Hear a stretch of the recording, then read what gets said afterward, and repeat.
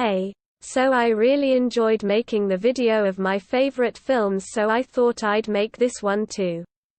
I wanted to mention that for shows I like comedy and character far more than technical elements, which is kind of the opposite of what I like in films, so this may seem to not fit with my film list, and that's because it doesn't. Number 10. The End of the Effing World. I was surprised when I liked this show as much as I did, but I actually got really invested in the characters. The mise-en-scene is pretty solid for this kind of show, and it has that kind of American feel to it even though it's not, kind of like Sex Education. It has an almost comic book feel to it, but I don't know why. Number 9. Teen Wolf. I know you probably expected this to be higher on the list, but to be honest, I didn't really enjoy the last 2 seasons, and I don't technically think it's a great show. It's just fun and I enjoy the characters. I'm getting older now and the show is not what it was when I was 13. I still really enjoy making the Teen Wolf edits though. The characters and acting are pretty good and the storylines are well done for the most part. I have a lot of fond memories with this show. Number 8. The Vampire Diaries. I know this is just a dumb cheesy teen show about vampires, but I really like it. The acting is actually pretty good, the characters are well developed, most of the storylines play out well and I got invested. I really enjoy it, and since I first started watching the show such a long time ago, I always feel kinda nostalgic whenever I go back to it. Number 7. Misfits. The first 2 seasons. I tried to watch season 3 but I couldn't get into it. I considered not putting it on the list because of that, but the first 2 seasons are really good, so I'm doing it anyway.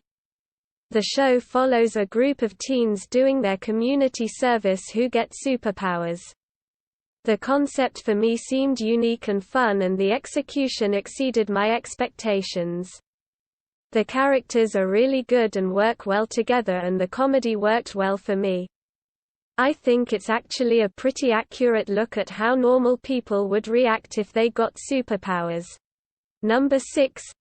The Inbetweeners. I know it's dumb, but I still like it. The show is great if you just want to have a laugh. The characters are actually pretty good as well as the acting, and although the technical elements aren't particularly sophisticated or clever, the basic camera work and dull color palette works really well in this context. The humor is very British cringe humor, so if you don't like that, you won't like this show. The whole thing kind of feels student-made, but in a good way. Number 5. Higher Ground. I don't really know why I put this show so high on the list, because technically, it's not even that good. I just liked it. I think I found the show at the right time for me and the whole thing just worked. Number 4. The Mandalorian. Okay, I'll level with you. I like this show because it's Star Wars, and I love Star Wars. Besides that though, there is clearly a very high production value, all of the settings are done really well, and I enjoyed exploring more of the universe. The characters are also really cool, and even though the main character wears a mask the whole time, the acting is really good and still works. It is also just really fun. Number 3. Skins. I know a lot of people dislike Skins because of its portrayal of teen life and mental health, and I agree that it is very inaccurate and even problematic at times, but I still take a lot of enjoyment from it. It is not a relatable show for most people, at least not in terms of plot. There is a lot of sex, drugs and parties which most teenagers can't relate to, but there are also quieter moments and characters that are very relatable and empathetic. If you don't know, the show follows a group of students in Year 12 and then 13 at 6th form. The cast changed every 2 seasons, and in total we got 3 generations. My favorite is 100% Generation 1, even though I also really enjoyed Gen 2. Gen 3, we don't talk about. There were some good characters and moments, but it was a huge letdown. They also did a final season showing the characters as adults, which I personally really liked. The characters are all great and well-developed people in my opinion, the plot lines are far-fetched but interesting, and overall, it's a great show to escape to. Number 2. Avatar: The Last Airbender. We all love Avatar: The Last Airbender, and if you don't, I'm guessing you haven't seen it. From the brilliant animation to the incredibly in-depth world-building to the realistic characters, this show puts so much thought into every aspect of its world. It isn't too heavy-handed on the morals, but we learn some great lessons. Obviously, it's a kids' show, so it's much tamer and provides more moral guidance than most of the shows on this list, but I don't think that pulls it down. For me, the show really does live up to the hype and is 100% worth the watch. It's only 3 seasons long, which tends to be my favorite even if it breaks my heart when it ends, and the episodes are only 20 minutes each. I could say so much about this show, but if you want to hear more in-depth thoughts, there are about 50 million video essays on YouTube you can check out. A couple of honorable mentions. Grange Hill. One of my favorites when I was younger. It's actually pretty great in my opinion. It deals with heavy topics and has cool characters that I was invested in even though they changed every couple of years.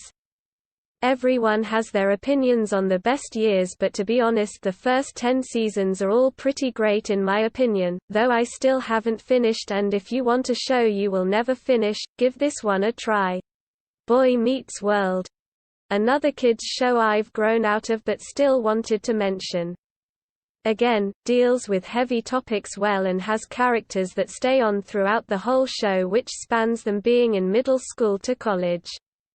The show makes you really care about the characters and isn't too heavy-handed with its morals the way a lot of similar kids shows are today.